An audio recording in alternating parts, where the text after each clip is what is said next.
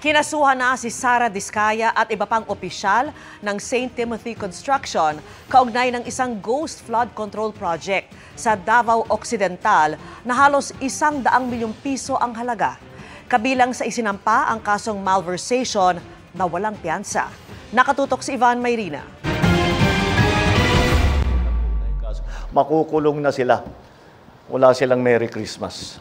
Before Christmas, makukulong na sila. May halos 20 araw na lang para matupad ang pangakong ito.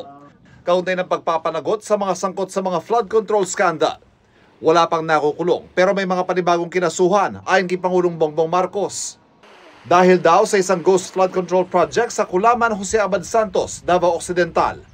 Kabilang dyan si Sara Diskaya at Maria Roma Angeline Rimando, mga opisyal ng St. Timothy Construction Corporation. Ito ay may halaga na halos 100 milyong piso at ipinagkaloob noong 13 January 2022 sa St. Timothy Construction Corporation. Ayon sa investigasyon, ang proyektong ito na sinasabing natapos noong 2022 ay hindi kailanman nasimulan.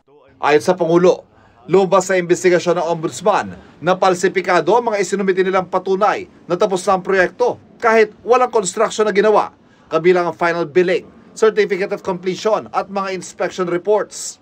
Malversation ay isa sa mga kasong isinampa, isang krimeng walang piyansa. Ang malversation ay non-bailable.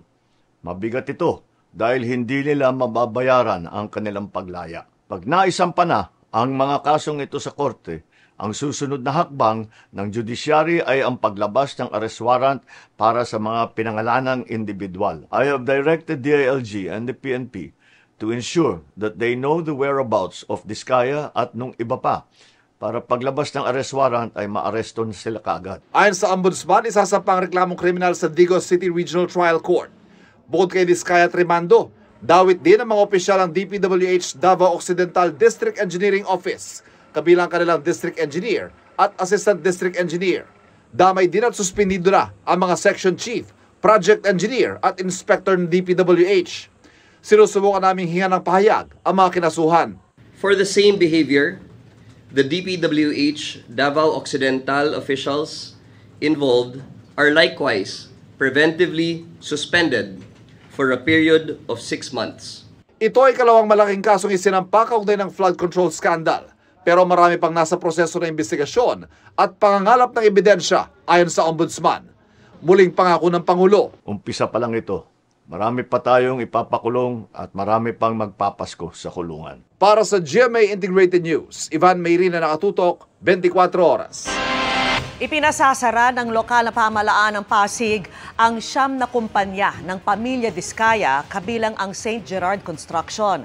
Binawi na ng City Hall ang mga business permit ng mga Diskaya dahil sa mahigit 1 bilyong pisong buwis na hindi nabayaran.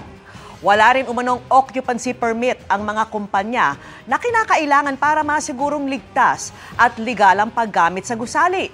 Kinansela rin ng Philippine Contractors Accreditation Board ang lisensya ng mga kumpanya na nangangahulugang hindi na sila pwede sa anumang contracting activities. Posibleng hindi na magtagal pa ang Independent Commission on Infrastructure o ICI ayon sa Ombudsman. Pero ang sabi ng Executive Director ng ICI, mananatili ang komisyon hanggang makumpleto ang mandato nito o hanggang hindi binubuwag ng Pangulo. Nakatutok si Maki Pulido. Nakakahigit 2 buwan pa lang mula nang maitatag ang Independent Commission for Infrastructure pero posibleng di na yan magtagal, ayon kay Ombudsman Jesus Crispin Remulla. Sa loob kasi ng 1 hanggang 2 buwan, posibleng i-turn over na ng komisyon ang nasimulang investigasyon sa Office of the Ombudsman. Kasi hindi naman pwedeng forever ang ICI at itong susunod na taon ay marami tayong kukuning mga batang abogado na siyang magmamana ng mga problema na pinakailangan ayusin natin sa ating bayan. Pero sabi ni ICI Executive Director Brian Keith Hosaka, mananatili at magpapatuloy ang komisyon hanggang makumpleto nito ang kanyang mandato o i-dissolve ng presidente. Ipinunto ni Hosaka ang sunset clause sa Section 10 ng Executive Order na bumuo sa ICI. Natitigil lang ito kung tapos na ang misyon o buwagin ng Pangulo.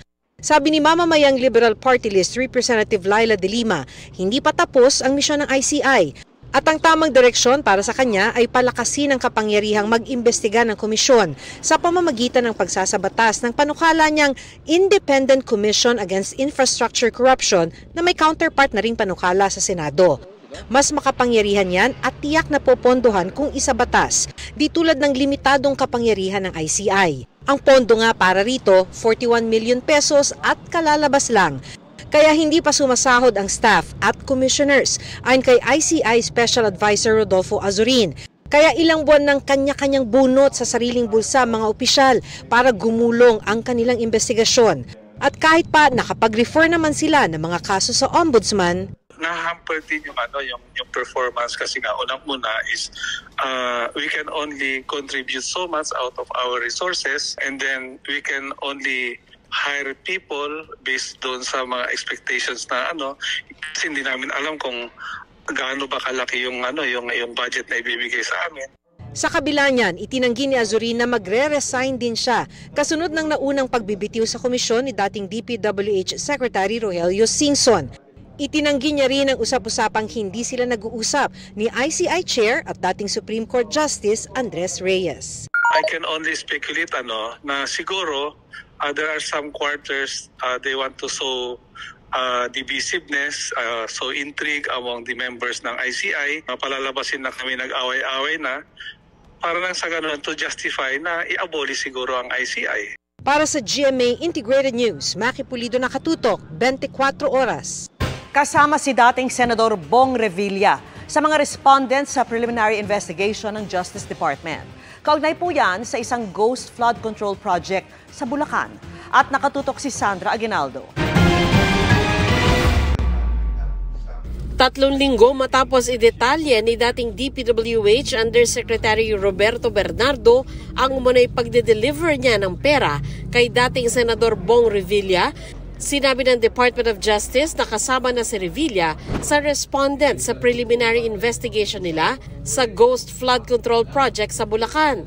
Natanggap na raw ni Revilla ang reklamo laban sa kanya at hinihintay ng DOJ ang kanyang counter affidavit. There is one case now which is ongoing, which includes a proponent, former Senator Bong Revilla. There was a request for an extension to file the counter affidavit. Ang reklamo raw kay Revilla ay kaugnay sa proyekto sa Bulacan na kinasasangkutan din ng kontratistang Sims Construction. Bago nito, inirekomenda ng Independent Commission on Infrastructure sa Office of the Ombudsman ang criminal prosecution kabilang na ang plunder laban kay Revilla at iba pa. Sinubukan naming kunan ng pahayag ang kampo ni Revilla pero wala pa silang tugon. Sa isang naunang pahayag, itinanggi ni Revilla ang paratang na sangkot siya sa maanomalyang proyekto. Hindi rin umano hiningi ng ICI ang kanyang panig kahit pa handa naman daw si Revilla na humarap sa komisyon. Sinabi naman ng DOJ na natapos na nilang imbestigahan ang ilang kaso ni dating Representative Zaldico at ibinalik na nila ang mga ito sa Ombudsman. Matatanda ang dineputize ng Ombudsman ng DOJ para magsagawa ng preliminary investigation sa Bulacan Flood Control Projects. As of yesterday, there were 4 other cases that were referred by the Department of Justice to the Office of the Ombudsman. This include ghost projects and plunder cases which were filed against former Congressman Zaldico.